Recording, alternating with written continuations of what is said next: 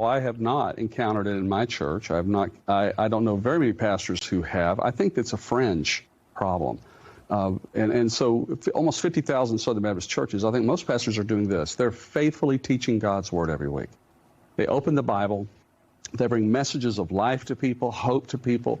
And you know, conspiracy theories are all across our culture. So I don't think it's just some churches doing this. I think there's all kinds of fringe elements that will believe a lie rather than the truth. I have an obligation with my people, especially that I teach on a regular basis, to not listen to fables. Okay, that was a newly elected president of the Southern Baptist Convention, Pastor Ed Litton, addressing the rise of QAnon conspiracies in the church. A survey from January says more than a quarter of white evangelicals believe the QAnon conspiracy theories are true. Joining us now, senior editor at The Dispatch and columnist for Time, David French, senior columnist for The Daily Beast, Matt Lewis, and contributing writer at The Atlantic and contributing opinion writer for The New York Times, Peter Wehner.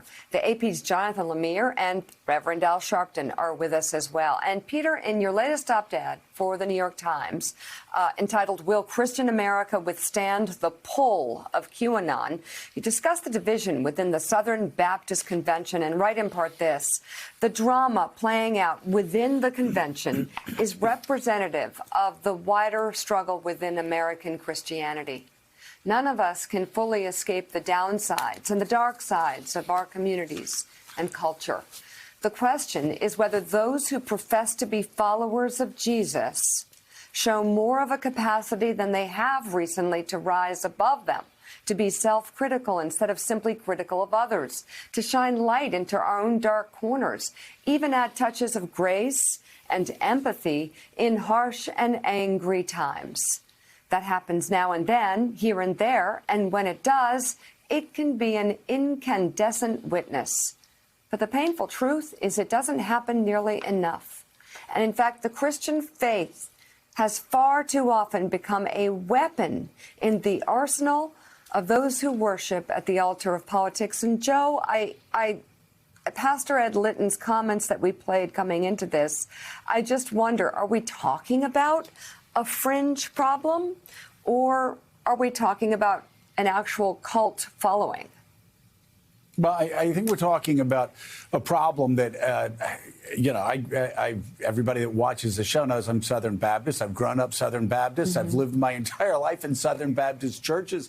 And Pete Wehner, when I read your column this weekend, I was like, it told the story of my friends that I've grown up with and I love. And even if they haven't substituted QAnon conspiracy theories about Tom Hanks and Oprah and Democratic leaders being cannibals and pedophiles, they have become completely immersed in the cult of Donald Trump and will regularly send me conspiracies from Chinese cults that run conspiracy websites. And I will spend 2 weeks trying to walk them lovingly and patiently through these bizarre conspiracy theories. And I just feel like telling them, hey, could you just read the gospel? Could you just look at the red letters? Like, just look at Jesus's words. Focus on that. But this is their new obsession. And I'll shut up and let everybody talk. But my question is this. If you've embraced the greatest story ever told, if you believe in the greatest story ever told, why do you have to follow religiously these conspiracy theories brought up by Chinese cults or fringe figures in American politics? I just don't get it. Yeah, it's a great question, Joe, and it's really painful for those of us of the Christian faith, because I think you're right. For us, that is the greatest story ever told, and somehow it's being inverted, and it's being weaponized, and it's being turned into a cudgel to beat people. Why does that happen? I mean, it's a really complicated story. Part of it has to do with human psychology and the temptations that people can fall into. I do think that's what's happening in this case. is that many people of the Christian faith, not all, but many people of the Christian faith, have gotten so twinned to politics in ways that they don't really understand that faith is subordinated to politics, and politics becomes the prism through which they interpret Christianity and the gospel. On top of that, there is an almost existential fear among many people on the Christian right about the fears toward progressivism and the left.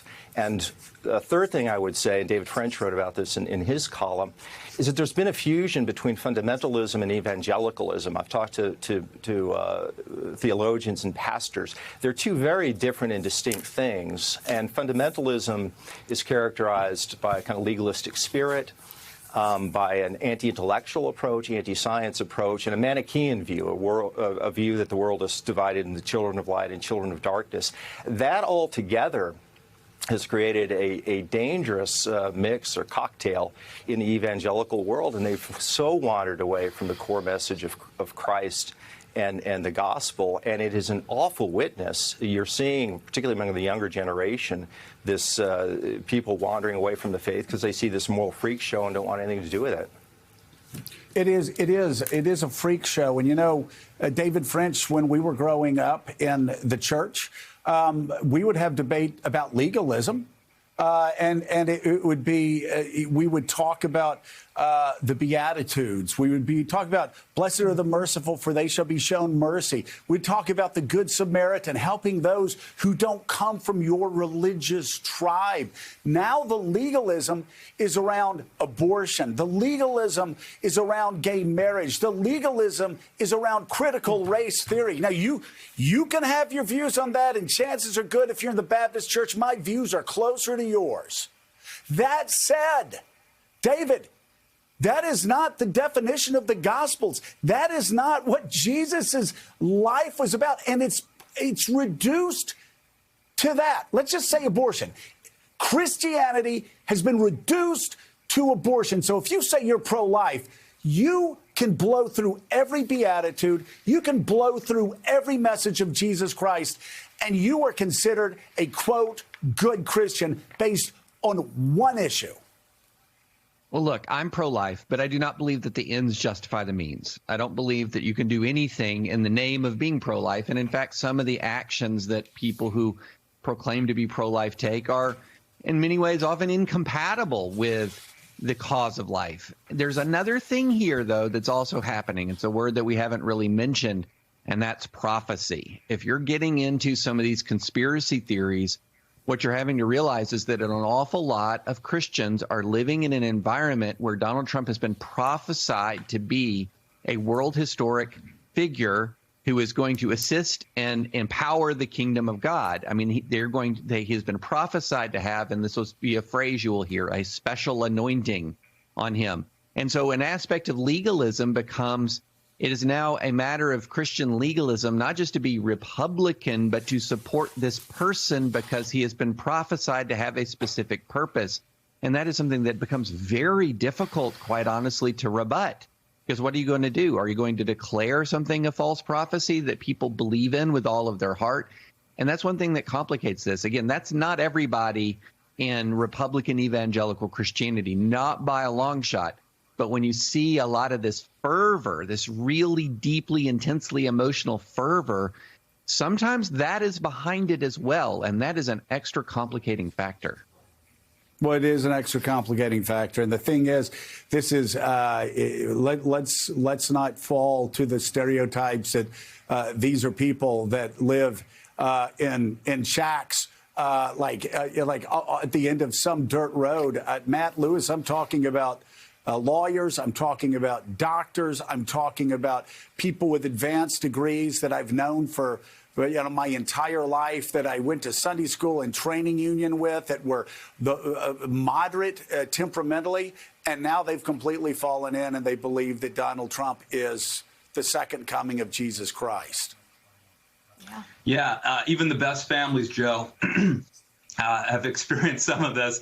And look, Lynn Wood is a lawyer, last time I checked, and I think he's a true believer. I don't think this is a con. There are a lot of people like Lynn Wood around. And I think this actually does speak to something that's always been with Christians, which is, and always been since the time of Jesus, which is people who are looking for an earthly savior. They don't want, the things that you're talking about, love thy neighbor. And these are religious, spiritual practices, right? We want a conqueror. We want another King David to show up and smite our enemies and win these earthly physical battles. And I think that's really what this big story here is that we have gotten to a point where we are making politics into a religion. And, I think the QAnon thing, it mimics religion in so many ways. You've got the earthly savior. And as David was saying, there is the prophecy. The Bible has prophecy. QAnon has prophecy. I think it's a false prophecy. I think it's a false religion. But I think that's part of what we're up against here. And I think that the part of what's happening at the Southern Baptist Convention is just one part of that larger story. I will say I'm happy to see the way the election turned out. And it was maybe too close for comfort. But I think it is a sign that in this battle to preserve conservative institutions as opposed to MAGA right-wing institutions, it's at least a win.